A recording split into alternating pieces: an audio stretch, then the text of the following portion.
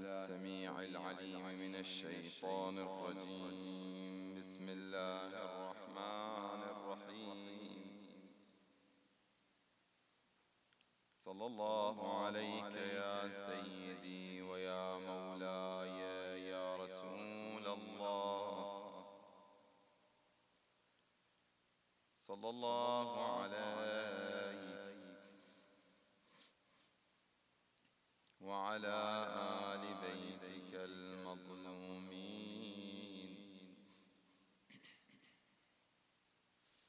صلى الله عليك يا مولاي وابن مولاي يا أبا عبد الله، يا رحمة الله الواسعة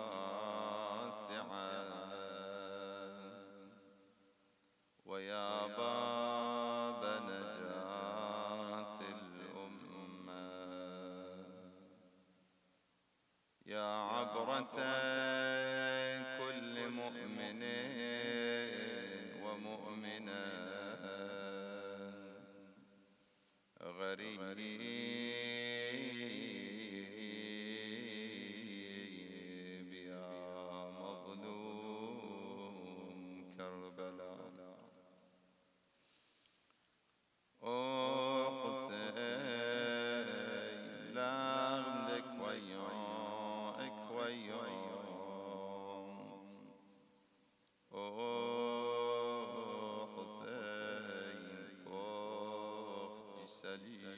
de la nation. Oh Hussein, opprimé,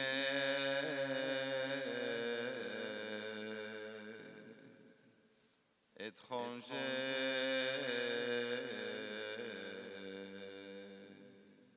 assoiffé,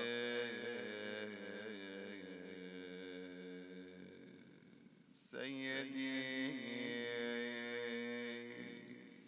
يا ليتنا كنا معكم tout le monde. يا ليتنا كنا معكم ما شاء الله. يا ليتنا كنا معكم فنفوز فوزا عظيما إن شاء الله. أعوذ بالله من الشيطان الرجيم. بسم الله الرحمن الرحيم.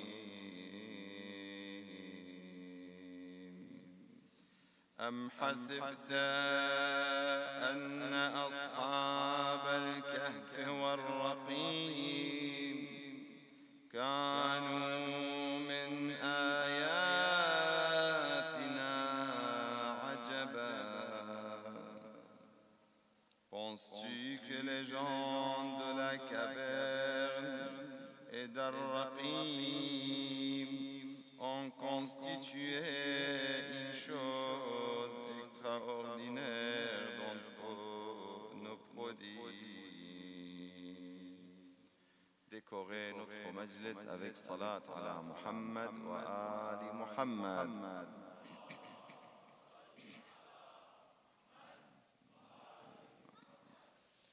عظم الله أجورنا وأجوركم بمصابنا بعلي الأكبر.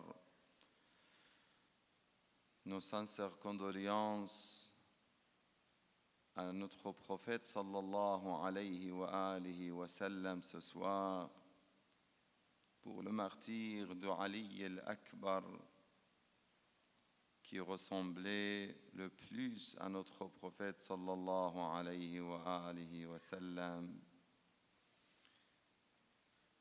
Nous présentons nos sincères condoléances à Sayyida Fatima al-Zahra alayhi salam qui est en deuil ce soir pour son petit-fils Ali al-Akbar. عظم الله أجوركم إن شاء الله. Quand on parle de Ali al-Akbar, on parle d'un jeune croyant, fils d'un imam, et fils d'une mère pieuse comme Layla, et en même temps un exemple, et même on peut dire parmi les meilleurs exemples qu'on peut avoir nous les jeunes dans la vie. Ma parole ce soir est destinée spécifiquement aux jeunes. Je ne veux pas dire que seulement aux jeunes, parce que même dans les notions et les thèmes que je vais aborder, il y a des questions en commun, on va dire. Mais principalement, j'essaie de prendre le thème de ce soir sur les questions en lien avec la jeunesse et nos enfants et les jeunes de notre société. J'ai choisi ce soir les versets de Surat al-Kahf pour parler de ce sujet. Surat al-Kahf, la caverne, c'est la sourate qui parle, vous savez, des jeunes de caverne qui sont restés dans la caverne pendant 300 ans avec un miracle d'Allah subhanahu wa ta'ala dans un sommeil très très long. Vous connaissez l'histoire, très connue. Mais ce qui est important de savoir, comme d'habitude, on dit toujours que le Coran n'est pas un livre de contes ou des histoires. Il y a des histoires, mais pas pour s'amuser, pas pour lire et passer, mais pour méditer. Afala yatadabbaruna al-Qur'an, c'est l'importance de méditer les versets coraniques. Quand on parle des jeunes, pourquoi d'abord dans ces versets de Surat al-Kahf, on dit Am hasibta anna ashab al-kahfi war-raqim kanu min ayatina ajaba. On vient de traduire ces versets, et puis il dit Idh awal fityatu. Vous voyez, quand les jeunes gens se furent réfugiés dans la caverne, fitya en arabe c'est les jeunes. Ils dirent ô notre Seigneur, donne-nous de ta part une miséricorde et assure-nous la droiture dans tout ce qui nous concerne. Qu'est-ce qui concerne les jeunes? Ce soir, j'aimerais bien étudier ça avec vous. Les jeunes qui sont la chair de leurs parents. L'imam Amir al-Mu'minin Ali ibn Abi Talib alayhi salam, il a un hadith magnifique avec son fils, l'imam al-Hassan. Il lui parle, il lui dit « Oh mon fils Hassan, sache que je suis à la fin de ma vie. فيما تبينت من إدبار الدنيا عني ما يزعني عن ذكر ما سواي. » Dans cette période difficile, à la fin de la vie, quand on est dans l'agonie, quand on est sur le lit de départ, chacun pense à qui? À lui-même. Il pense avant tout comment il va être accueilli, est-ce qu'il est prêt, comment il va répondre aux anges, aux interrogations et ainsi de suite. Mais malgré ça, غَيْرَ أَنِّي وَجَدْتُكَ, et il dit ما يزعني عن ذكر ما سواي والاهتمام بما ورائي. Je ne peux plus penser à mon passé. Je ne peux pas regarder derrière. C'est fini. Je suis devant la tombe. Mais, Ya Hassan, sache que غير أني وجدتك بعضي. Mais, néanmoins, je t'ai trouvé une partie de moi. وجدتك بعضي. Même, il dit, بل وجدتك كلي. Même plus que ça, je t'ai trouvé. Comment traduire ça? Moi-même. Ça veut dire, c'est pas une partie de moi, tu es moi. Anta kulli. Je me trouve dans toi. وجدتك كلي حتى لو أن سهما أصابك. Si une flèche va te toucher, فلو أن سهما أصابك أصابني. Il m'a touché à moi. ولو أن الموت أتاك. Ça veut dire si tu as une douleur, c'est ma douleur. Si la mort vient vers toi, il vient vers moi. Écoutez bien les enfants. Même si tu as 30 ans, tu restes un enfant devant ton père, devant ta maman. Tu dois toujours regarder avec fierté tes parents. On va parler peut-être un petit peu de ça demain. Mais après il dit وَلَوْ أَنَّ الْمَوْتَ أَتَاكَ أَتَانِي. L'imam Amir al-Mu'minin montre ce lien entre le père et le fils, et les parents et les enfants.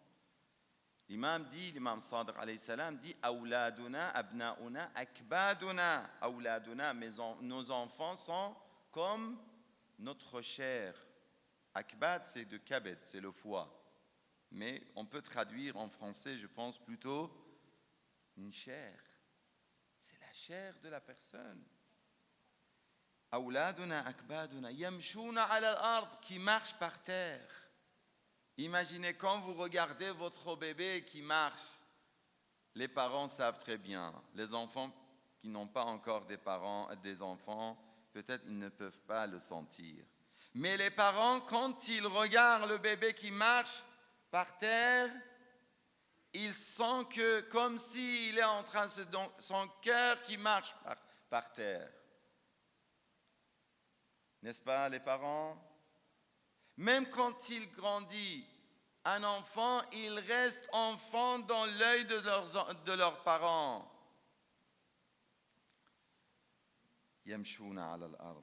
C'est pour ça que vous savez que c'est déconseillé que des parents font les ablutions toilettes rituelles de la mort pour leurs enfants. Si l'enfant est mort avant leur départ, c'est déconseillé qu'un père ou une mère vont faire ces ablutions et ces toilettes à leurs enfants. Et on a dans les histoires des gens qui ont perdu leur vue à cause de ça. Des gens qui sont morts à cause de ça. C'est très difficile. C'est pour ça que c'est déconseillé. Pour venir maintenant vers les jeunes, comme je viens de dire, vous savez que j'avais commencé les premières nuits avec 3 axes. Vous vous rappelez? Le premier axe, c'est l'amour. Le deuxième, c'est le savoir. Et le troisième, c'est le sacrifice. Parce qu'on est dans le mois du sacrifice. Et dans la vie, sans le sacrifice, on ne peut pas vivre. Même si je cherche mes intérêts personnels, si je cherche la joie, si je cherche le bonheur, je dois sacrifier. La personne égoïste, il n'est pas content, il n'est pas heureux. La personne qui partage, il est heureux. On peut parler de ça davantage, Inch'Allah. Le prophète sallallahu alayhi wa alayhi dit aux jeunes et nous dit, je vous dis que quand je vous parle, je vous parle de la part du prophète sallallahu alayhi wa alayhi. أوصيكم بالشباب خيرا فإنهم أرق أفئدة وأسرع إلى الخير. Il demande, le prophète, il nous demande de prendre soin de nos jeunes. Pourquoi? Ils sont les plus proches du bien. Et ils sont aussi ceux qui sont le plus rapides vers le bien.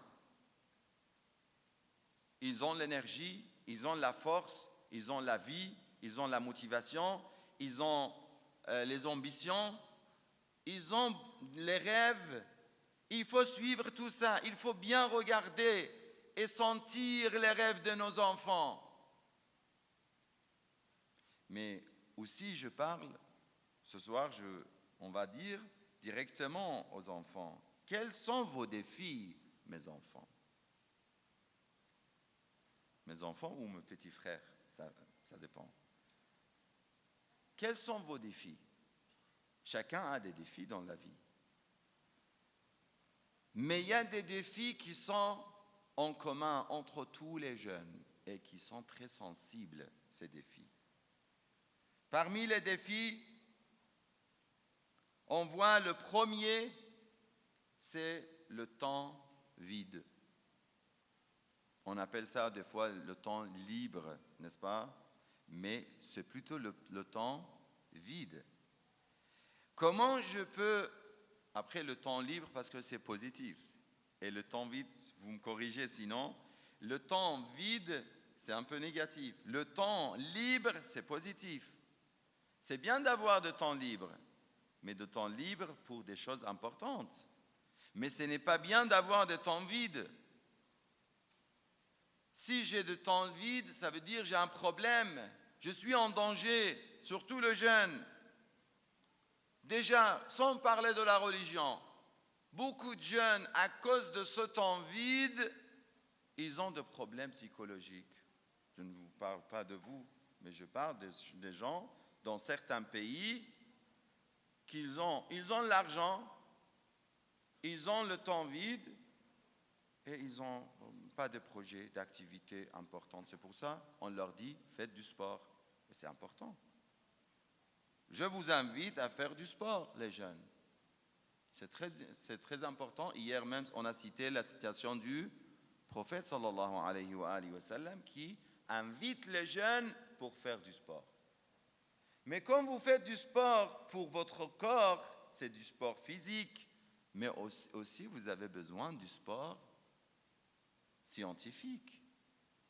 Vous avez terminé vos études, vous ne restez pas à la maison. Vous avez encore des études, vous ne dites pas non, je veux me libérer, je ne veux rien faire maintenant. Le temps libre, on a dit c'est bon, mais il faut qu'il soit bien encadré, bien contrôlé, sinon demandez aux gens qui sont partis et qui sont tombés dans des questions comme la drogue ou comme d'autres choses. C'est à cause de quoi? C'est à cause du temps vide, de l'argent. Mais après, même s'il n'y a pas d'argent, ça sera encore plus compliqué. On ne va pas dire plus compliqué, mais c'est compliqué dans les deux cas. Le temps vide, l'argent et les mauvaises fréquentations, les mauvais amis, qui ne sont pas des amis en fait. On pense qu'ils sont des amis. Et ça, c'est lié, c'est en question. Nous sommes tous, on va dire, en face de cette situation, de cette difficulté. Même si, par exemple, la personne qui a 40 ans, 50 ans, 60 ans, mais les plus jeunes, c'est encore plus difficile. Ils sont très sensibles, ils sont très purs, et ils tombent facilement dans les pièges des autres. Il va lui dire, essaie cette cigarette, ce n'est rien du tout. Il va commencer la cigarette de fumer. Déjà, c'est une difficulté. Déjà, c'est un danger. Après, vous allez dire, Cheikh, mais il ne faut pas exagérer. Si, c'est un danger. Après, je ne vais pas dire que c'est haram, ça dépend le marja que vous suivez, ça dépend de votre, on va dire, perception de la question. Mais vous savez, aujourd'hui, heureusement que les compagnies sont obligées de mettre des photos qui montrent le danger de la cigarette, heureusement. Mais malgré ça, on voit des gens qui ne regardent pas. Ils prennent les baquettes et les boîtes et ils ne regardent même pas. Qu'est-ce qu'ils peuvent faire, ces cigarettes avec ses poumons et ainsi de suite. La première chose, on a dit, le premier défi, c'est le temps vide. Comment je vais remplir ce temps vide? On a dit beaucoup de choses. Il y a du sport, il y a le savoir. On a dit, avant tout, c'est le savoir, la connaissance, de s'inscrire dans les écoles, dans les formations, apprendre des langues, lire, avoir l'habitude de lire, et ainsi de suite. Ça, c'est des choses qu'on peut faire. Mais aussi, après vous allez dire, mais ça ne suffit pas. Les jeunes, croyez-moi, il n'y a pas un moyen pour sentir que notre temps et notre vide est plein d'autre que la foi et la croyance. Allahumma salli ala Muhammad wa ali Muhammad. Pour revenir sur cette question du temps vide et cette situation, imaginez que l'histoire des jeunes de la caverne, ils étaient riches, la majorité. Certains, ils avaient des postes de responsabilité, ils étaient des chefs, mais ils ont tout laissé quand ils ont goûté l'amour de Dieu. Croyez-moi les jeunes, quand vous sentez ça, après, vous pouvez être hésitant au début, mais essayez de goûter une seule fois la prière de nuit. Si vous ne priez pas, c'est très compliqué. Je vous invite avant tout de prier. Parce que si on n'a pas la prière dans notre vie, on n'a rien. On n'a rien. On a coupé notre lien, nos rendez-vous avec Allah subhanahu wa ta'ala, avec notre Seigneur. Ce n'est pas un besoin pour Allah, c'est un besoin pour vous, pour nous, la prière. L'imam Ali alayhi salam, il dit Inna Allah khalaqa al-khalqa hina khalaqahum ghaniyan an ta'atihim aminan an ma'siyatihim. Sachez que Dieu, quand il a créé le monde et les créatures, ghaniyan an ta'atihim, il n'a pas besoin de notre obéissance. Aminan an ma'siyatihim. Il n'a pas de craindre par rapport à nos, on va dire, désobéissances. Walakin, c'est quoi? Qu'est-ce qu'on a? C'est nous. فإنه لا تضره معصية من عصاه ولا تنفعه طاعة من أطاعه. C'est moi, c'est toi, c'est nous qu'on a besoin de la prière. Tu vas dire, oui, cheikh, mais je ne suis pas encore prêt. Je me sens loin de Dieu. Je fais des fois des péchés. Après, on va parler des autres défis. Mais déjà, ce défi, il faut remplir une partie de ton temps dans l'adoration avec ton Seigneur. Sans cette prière, tu es coupé de la miséricorde de Dieu. Sans cette prière, tu es coupé complètement de la miséricorde de Dieu. Il ne faut pas. Laisse, on me dit, une corde entre toi et Allah. Il ne faut pas couper la corde à 100%. Laisse ce lien. Après, je ne vais pas te dire que fais le péché. Non. Mais Dieu, petit à petit, avec la prière, si tu es sincère, grâce à la prière, il va t'éloigner du péché. C'est pour ça, ne dites pas que non, je ne suis pas prêt. Pour toute chose, tu peux dire, je ne suis pas prêt. Mais pour la prière, tu ne peux pas le dire. La prière, avant tout, tout ce qui ont gagné à la fin, c'est grâce à la prière. Abu Abdullah al-Hussein, l'imam al-Hussein, salamullah alayh, l'histoire de Ashura, l'histoire de Karbala, était basée sur la prière. La nuit de Ashura, la veille de Ashura, il a dit que Allah sait, il est témoin que j'aime la prière. Pour l'imam al-Hussein, l'amour, c'est dans la prière. C'est dans l'amour d'Allah subhanahu wa ta'ala qui trouve le bonheur, la joie, la tranquillité, l'apaisement du cœur. Il est notre exemple. Ali al-Akbar, notre exemple, comment il priait. Et aussi, la lecture du Coran. Vous êtes dans le mois, en été, c'est-à-dire dans les vacances d'été, vous avez le temps. On a parlé de ça. L'imam al-Hussein dit wa qira'at al-Qur'an. Deux choses, la nuit de Ashura, il dit. J'aime deux choses et je dois faire ces deux actes, la prière et la lecture du Coran, avant de partir vers mon Seigneur et être assassiné par les ennemis d'Allah subhanahu wa ta'ala. إِذْ أَوَى الْفِتْيَةُ إِلَى الْكَهْفِ. Vous voyez quand les jeunes de la caverne se furent réfugiés dans la caverne, ils dirent: ô notre Seigneur, donne-nous de ta part une miséricorde. Comment je peux avoir la miséricorde sans la prière? Comment je peux remplir le vide de ma vie sans la prière et sans l'adoration de Dieu? Vous savez, il y a des enfants, je vois comment ils mettent leur tapis de la prière. Ils choisissent un beau tapis de la prière, propre.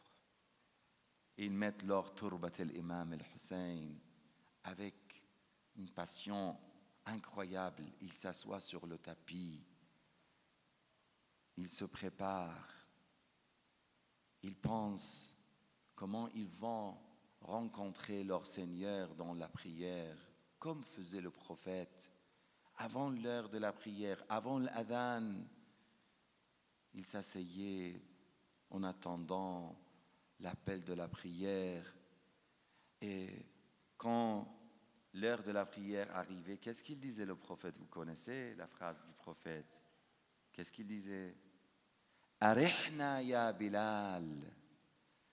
Arihna ya Bilal. Fais l'appel de la prière. Lance l'appel de la prière, ya Bilal, car cela nous apaise. Vous connaissez le mot raha? Terteh. C'est l'apaisement vient avec la prière. Allahumma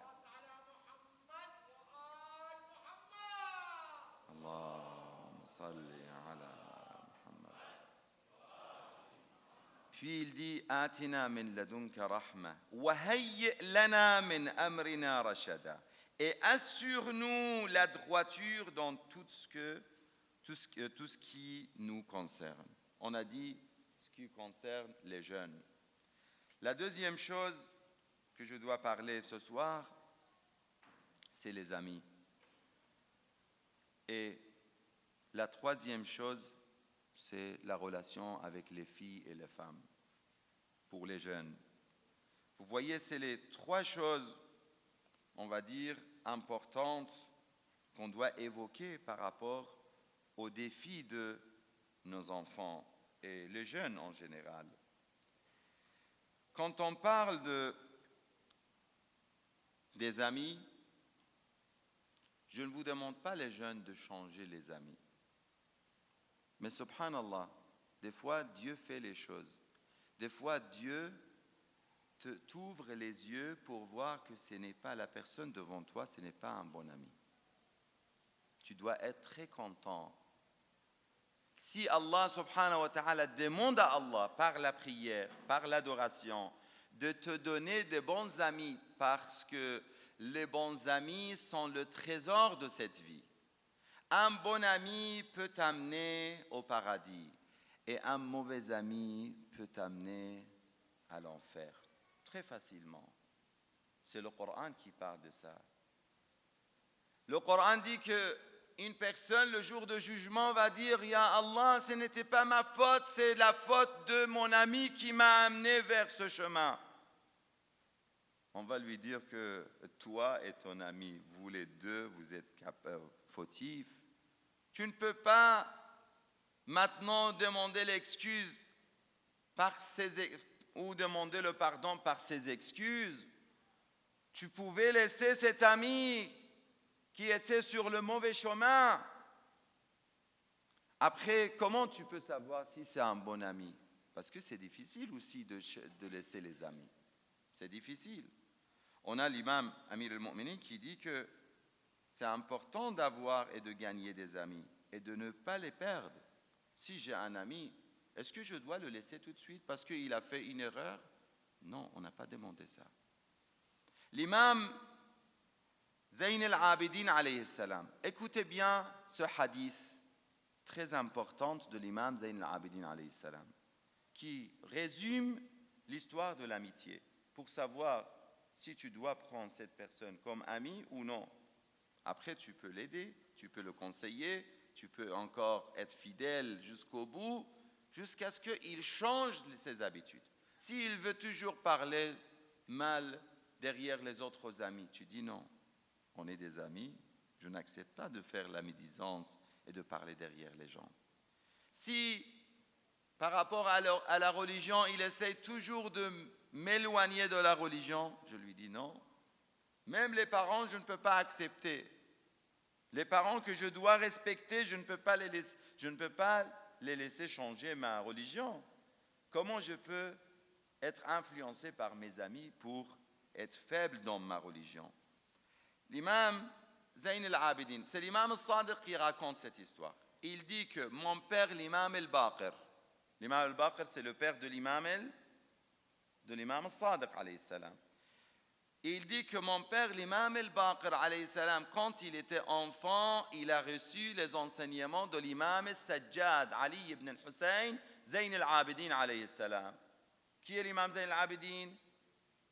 Le fils de l'imam al-Hussein qui était présent à Karbala et qui était malade. L'imam Zayn al-Abidin al-Sajjad dit à son fils, Ya bunayya, ô mon fils, Unzur khamsatan, je vais lire directement le hadith. Il dit que ne fréquente pas 5 personnes. C'est-à-dire l'imam, il dit, ô mon fils, ne fréquente pas, n'est pas de... L'imam, oui, Sajjad, il dit, de ne pas avoir de relation ou de fréquentation avec 5 groupes de gens. L'imam Baqir demande, il dit, ô mon noble père, qui sont ces 5 groupes? L'imam Sajjad lui avait répondu, ne fréquente pas le menteur, car il est comme un mirage, il éloigne de toi les choses qui sont proches et rapproche de toi les choses qui sont lointaines. Quand tu vois une personne qui ment souvent, il faut se méfier de lui, tout simplement. Tu peux le conseiller 1 fois, 2 fois, mais si tu vois que tout le temps il a l'habitude de mentir, il faut l'éviter. Ça, c'est l'imam Sajjad qui dit et qui parle de ça. Après, il dit, ne fréquente pas le pervers ou dépravé, car il te vend pour une bouchée ou moins d'une bouchée. Une personne qui n'a pas peur de Dieu, une personne qui peut tout faire, même s'il est aujourd'hui ton ami. Mais un jour, c'est-à-dire tu risques énormément si tu restes avec lui. Aujourd'hui, parce qu'entre vous, il n'y a pas de problème, c'est possible que les choses vont bien. Mais si un jour, il y a un petit conflit entre toi et lui, il est capable à t'effacer. Il est capable à tout. Ça, c'est la deuxième chose. Puis, il dit, ne fréquente pas l'avare, une personne avare, le bakhil, car il ne te donne pas de ses biens lorsque tu en as ou tu en aurais besoin d'une partie. Puis il dit, ne fréquente pas l'idiot, car il veut être utile, mais à cause de sa naïveté, il te nuit au lieu de t'aider. Et à la fin, il dit, ne fréquente pas la personne qui ne respecte pas les liens de parenté, car Dieu l'a maudit 3 fois dans le Coran. Vous voyez, on a ici quelques signes. Et encore, on a beaucoup, on va dire, des hadiths qui parlent de l'amitié. Et vous connaissez le hadith qui dit, dis-moi tu fréquentes qui, je te dis qui tu es. Tout simplement. Tu fréquentes de bonnes personnes, tu es une bonne personne. Tu fréquentes de mauvaises personnes, loin de vous, Inch'Allah, mais tu es une mauvaise personne.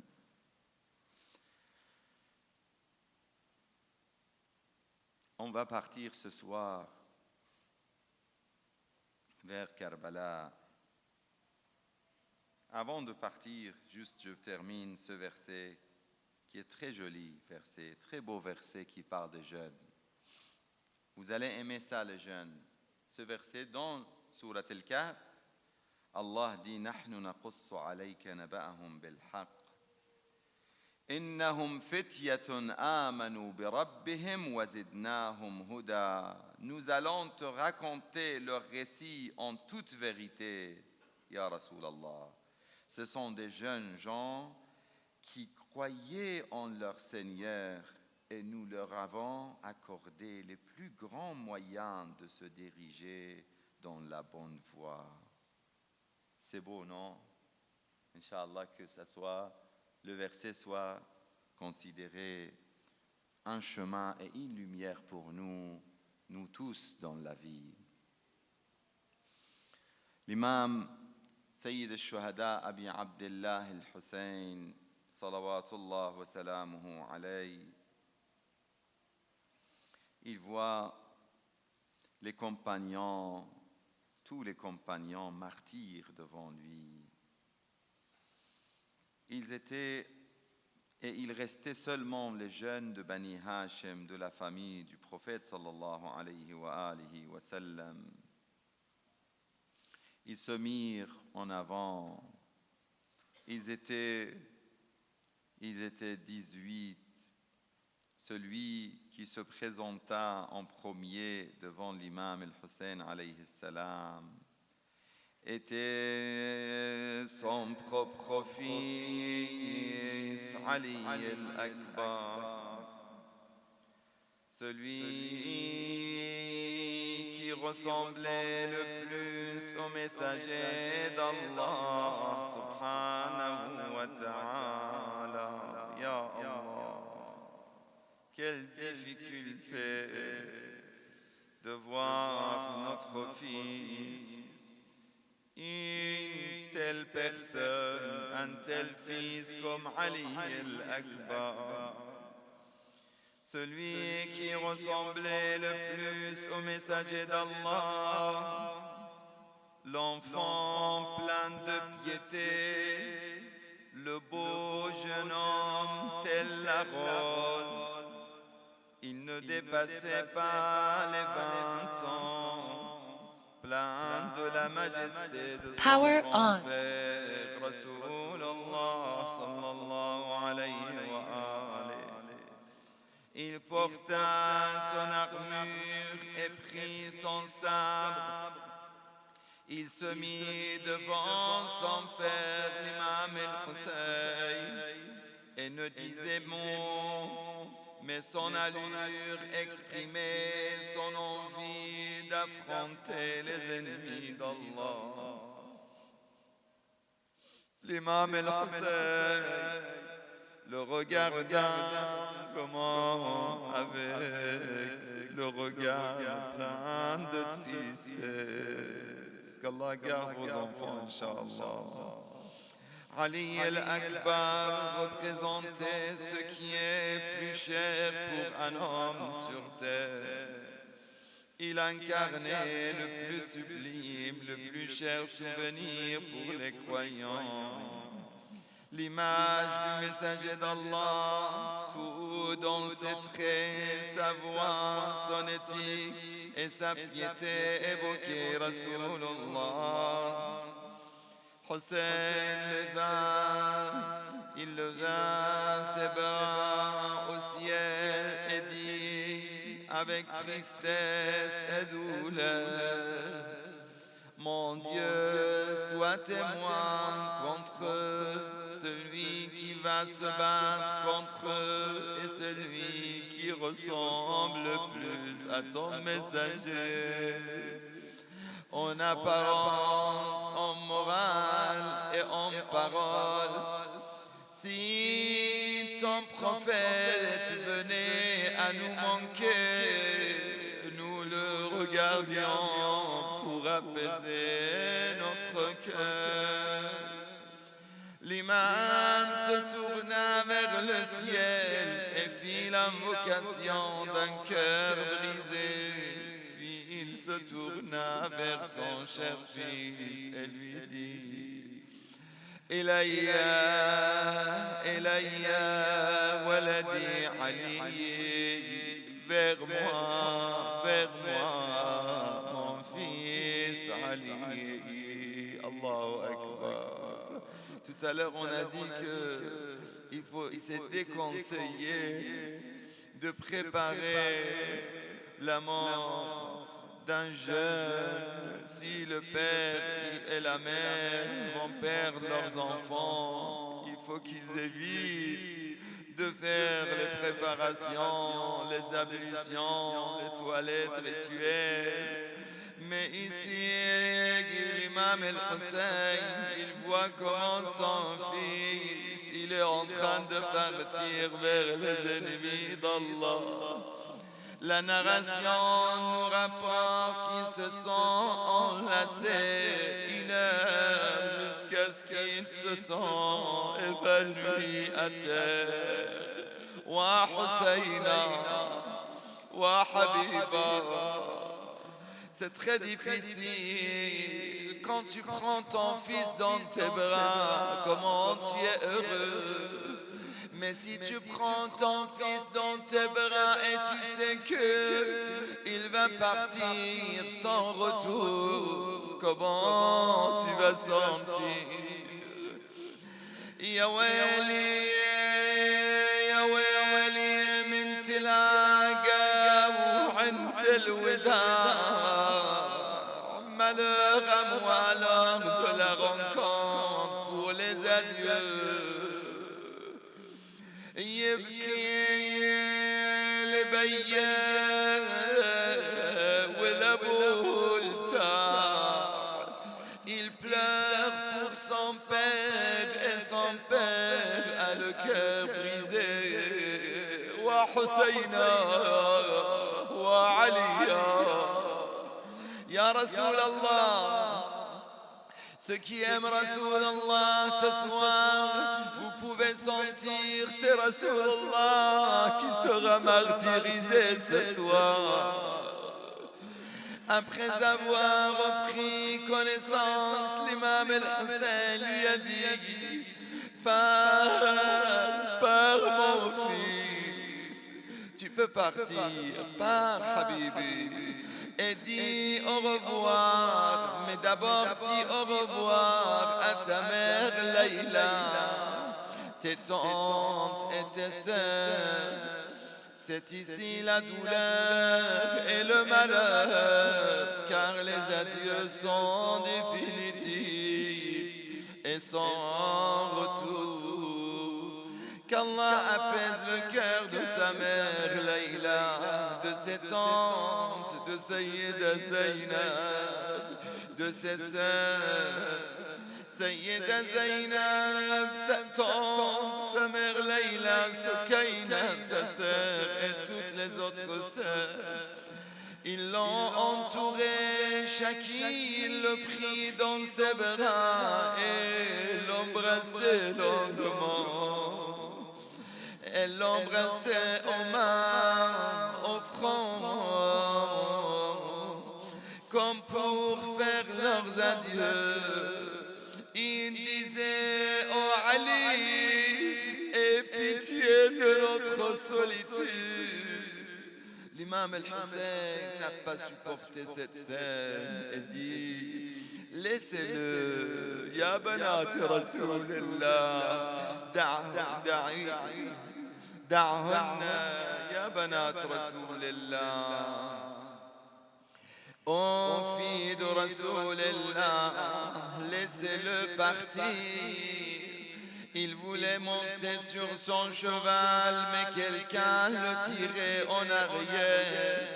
il se tourna et vit sa sœur Soukaina l'agrippée et lui disait: mon frère Ali al-Akbar, ne pars pas, je te supplie, ne va pas par là-bas d'où personne n'est revenu depuis ce matin. Ali al-Akbar prit dans ses bras sa petite sœur, l'embrassa, il n'avait pas la force de prononcer un seul mot. Il monta son cheval et pour charger vers les ennemis d'Allah, soudain il entendit la voix de son père: patiente, mahlan waladi, doucement mon cher, je veux te voir marcher quelques pas devant moi. Ya Hussein, Ya Mazloum. Vous savez comment le père est fier de son fils en toute forme et force. Sachez la valeur de vos pères qui ont un amour caché pour vous, même s'ils ne vous l'expriment pas. Et puis Al-Akbar se lança vers les ennemis d'Allah. À ce moment, Soukaina voyait, écoutez bien, elle voyait son père, Al-Hussein, regarder Al-Akbar, les yeux frissonnants de celui qui a fait ses adieux. Allahu Akbar. Ali s'arrêta près des rangs ennemis et leur rappela avec l'éloquence héritée de son grand-père Rasoulillah les raisons et le sens du combat de son père Hussein. Il dit: je suis Ana Ali ibn al-Hussein ibn Ali. Allah, Allah, Ana Ali. C'est comme si Amir al-Mu'minin Ali ibn Abi Talib criait devant les ennemis d'Allah: je suis Ali, fils de Hussein, fils de Ali. Nous sommes par la maison d'Allah les plus proches du prophète. Par Allah, je frappe du sabre et j'assure la protection de mon père. La bataille débuta et le jeune homme hachémite frappa du sabre. Dans le camp de Hussein, il y avait un cœur qui souffrait. C'était celui de la mère de Ali al-Akbar, Layla. Sa'ad Allah qalbak ya Layla. Inch'Allah, ce soir, prenons nos vœux. Grâce à Ali al-Akbar, grâce à l'imam al-Hussein, grâce à cette dame pieuse Layla, l'épouse de l'imam al-Hussein. Depuis sa tente, elle ne cessait de regarder le visage lumineux de son mari, l'imam al-Hussein, pour savoir si son fils était toujours en vie. Vous savez, quand vous attendez une nouvelle, des fois, vous avez peur d'attendre une nouvelle ou d'entendre et d'apprendre une mauvaise nouvelle. Vous n'avez pas le courage de voir, par exemple, ou d'appeler, mais vous attendez des signes, des ordres qui peuvent vous informer de cette personne, de ces nouvelles. Ici, elle faisait pareil. Et surtout, elle ne voulait pas rester dehors. Elle regardait l'imam al-Hussein avec cette douleur. Elle était très souffrante, elle était dans cette douleur très profonde. On regarde regardant le visage lumineux de son mari. Si son fils était toujours en vie, soudain, elle vit que le visage de l'imam El-Hussein s'assombrit. Elle a couru alors vers l'imam. Elle lui demanda: est-ce que mon fils a eu mal, ya Aba Abdullah? L'imam dit: non, Layla, mais il va combattre un héros et je crains pour lui. L'imam lui demanda d'invoquer Allah pour lui. Il dit: j'ai entendu, écoutez bien les mères présentes ici, j'ai entendu le messager d'Allah dire que les invocations de la mère auprès de ses enfants sont exaucées. Alors Layla se tourna vers le ciel, leva haut les mains en implorant Allah. Levez les mains, les sœurs, tout le monde, Inch'Allah. Avec Layla, on prie ce soir pour nos enfants. Ya Allah, en implorant d'une voix étouffée, elle dit: Layla, Ilahi,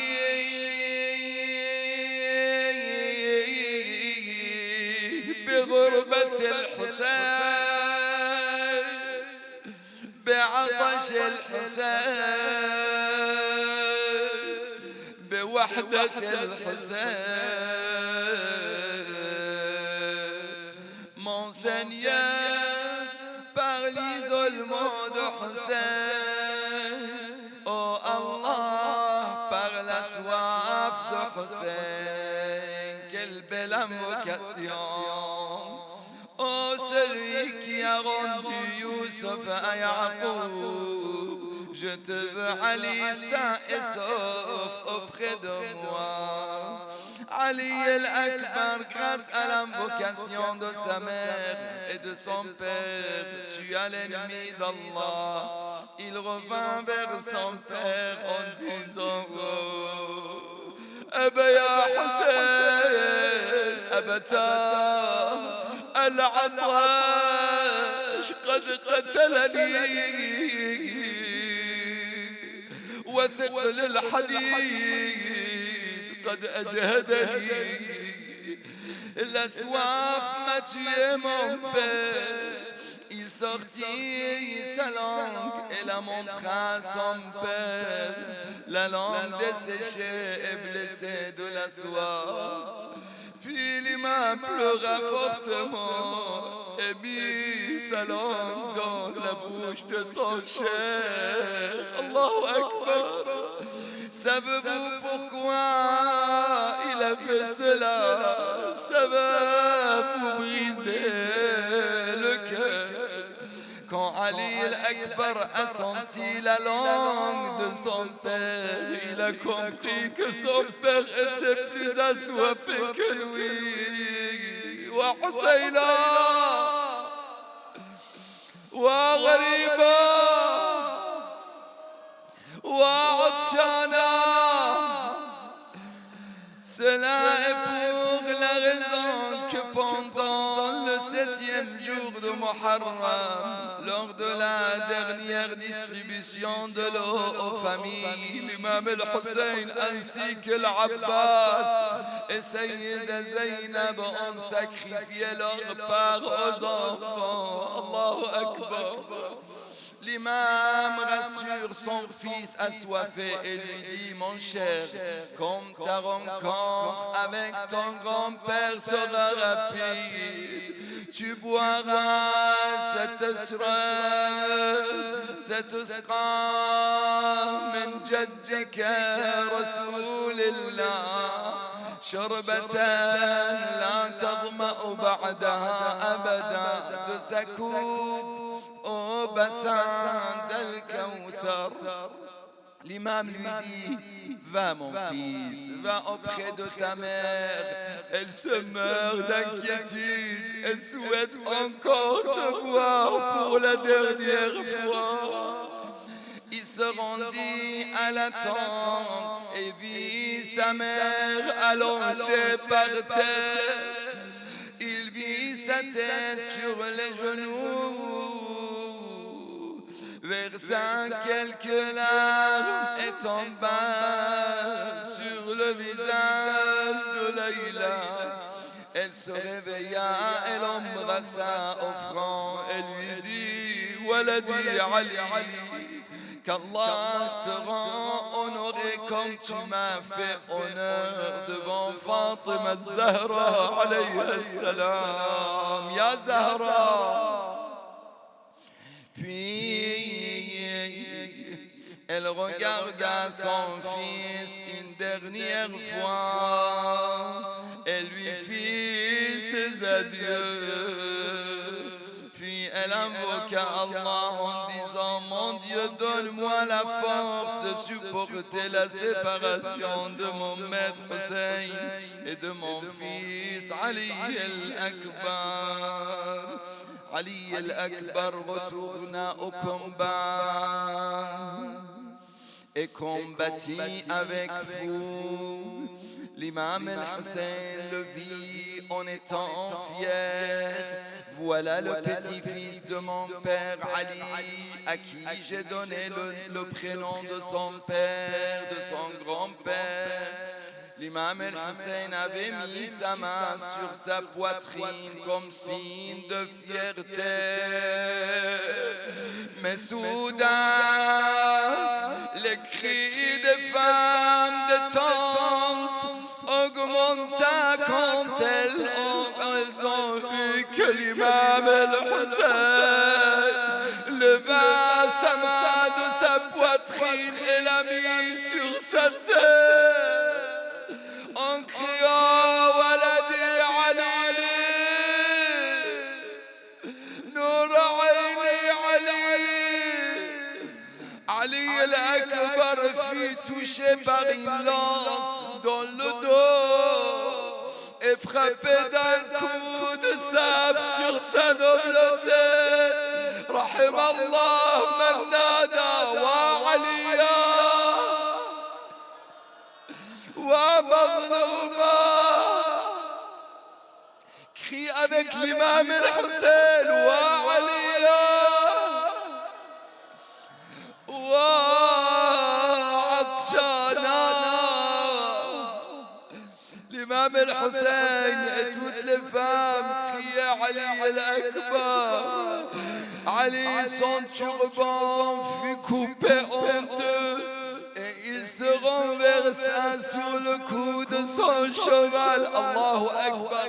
Ceux qui sont déjà partis à Karbala, ils savent, ils voient comment Ali el-Akbar, où il était tué, le lieu de sa tuerie n'était pas dans le camp de l'imam el-Hussein, ce n'est pas proche du mausolée, ce n'est pas proche de Mukhayyam et le camp de l'imam, mais c'est dans la partie des camps des ennemis d'Allah, car le cheval aveuglé par le sang de la tête blessée de Ali el-Akbar, et au lieu de l'amener vers son père, il courut vers les ennemis d'Allah.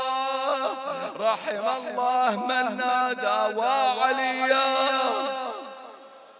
wa madlouma. L'imam regardait étonné et affolé. Pourquoi mon cher Ali fonce-t-il vers le camp ennemi? Les soldats l'entouraient, les uns le frappant de leur sabre, Allahu Akbar, les autres le transperçant de leur lance, wa Husayna. Toute cette scène devant les yeux de Hussein.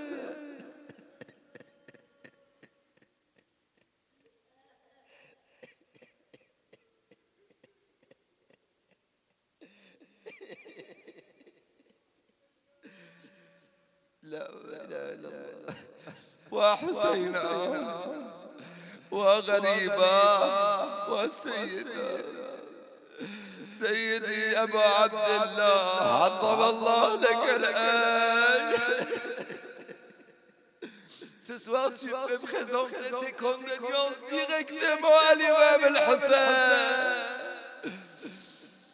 Tu dis عظم الله لك الآن. qu'Allah apaise ton cœur, ya Hussein. Il était déjà assoiffé et maintenant il voit comment son fils coupé en morceaux devant ses yeux. وحسينا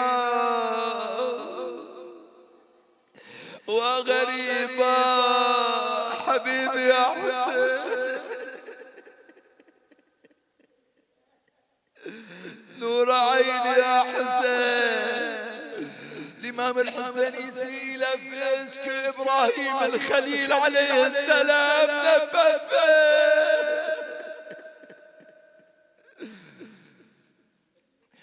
Toute cette scène devant les yeux de l'imam qui criait de toute son âme Waladi Ali, criait avec l'imam Wa Aliya Wa Mazlouma. Même vous pouvez crier pour faire plaisir à Rasulallah. Vous pouvez pleurer et crier l'opprimé l'imam al-Hussein wa Husayna. La ilaha illallah, la ilaha illallah, la ilaha waladi Ali على الدنيا بعدك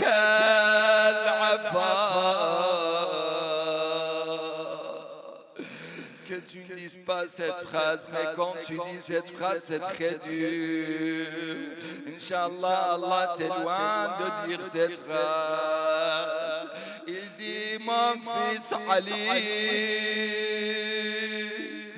Habibi Ali, mon cœur Ali, la lumière de mes yeux Ali. Que cette vie ne reste plus pour ton père. Elle n'a plus goût pour ton père, ya Ali. Quand Ali al-Akbar l'avait quitté, il était ainsi. Mais c'est ainsi qu'il l'a rendu au temple chez sa mère Layla. Al-Akbar se mit à appeler son père d'une voix faible de loin. Que la paix alayka aba abata alayka min salam. Les salutations d'Allah soient sur toi mon père. Voilà mon grand-père Rasulullah qui me fait boire de sa coupe une boisson grâce auquel je n'aurai plus jamais soif. Allahu Akbar. Il ajouta pour toi mon père une coupe t'est réservée. Vous voyez la bienveillance.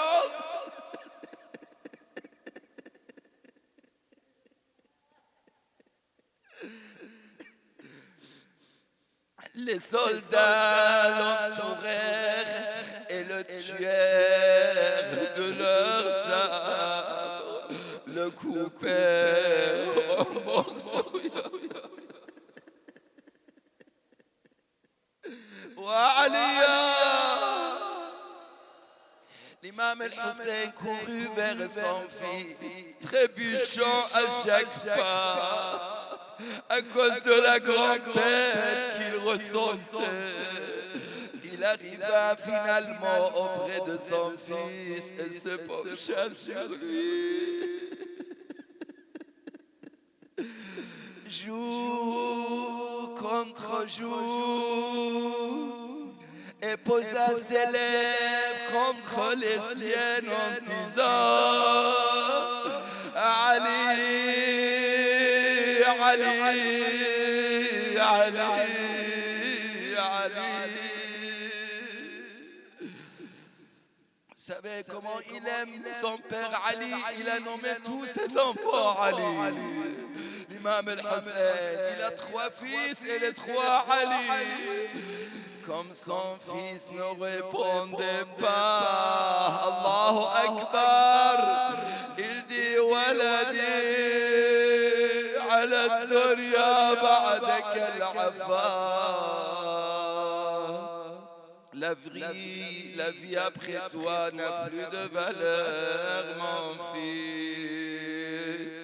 Inna lillahi wa inna ilayhi raji'un. Levez les mains. Inch'Allah, vos prières sont exaucées ce soir. Haqq al-Hussein. Ce soir, vous prenez vos vœux de l'imam al-Hussein lui-même.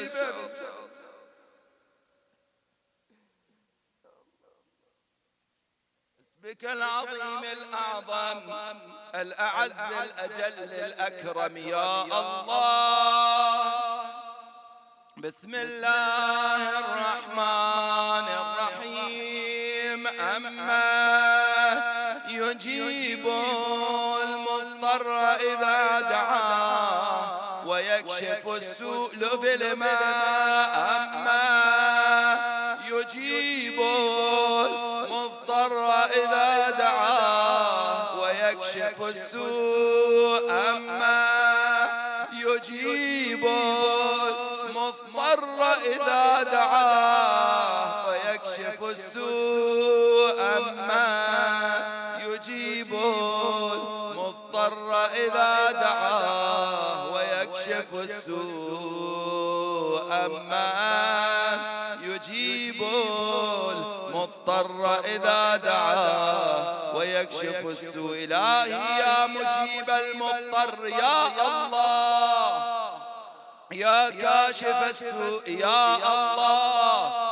إلهي يا حميد بحق محمد، يا عالي بحق علي، يا فاطر بحق فاطمة، يا محسن بحق الحسن، يا قديم الإحسان بحق الحسين، وبعلي الأكبر ولد الحسين، وبالتسعة المعصومين من ذرية الحسين، وبصاحب الزمان دفوا. يا الله يا الله يا الله، ما شاء الله يا الله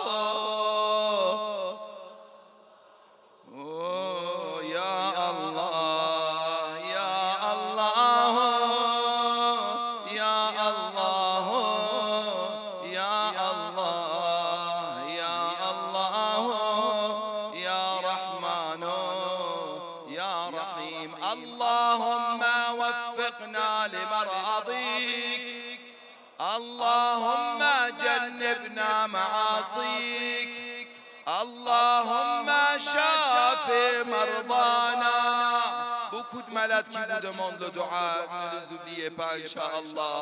Ya man ismuhu dawa wa dhikruhu shifa, shafi mardana ya Allah. Guéris nos malades ya Allah. Protège-nous et nos enfants ya Allah. Protège nos familles ya Allah. Bénis nos foyers ya Allah. Protège et bénis la Côte d'Ivoire ya Allah. Pardonne-nous et nos péchés ya Allah. عجل لوليك الفرج. اللهم كن لوليك الحجة الحسن صلواتك عليه وعلى آبائه في هذه الساعة.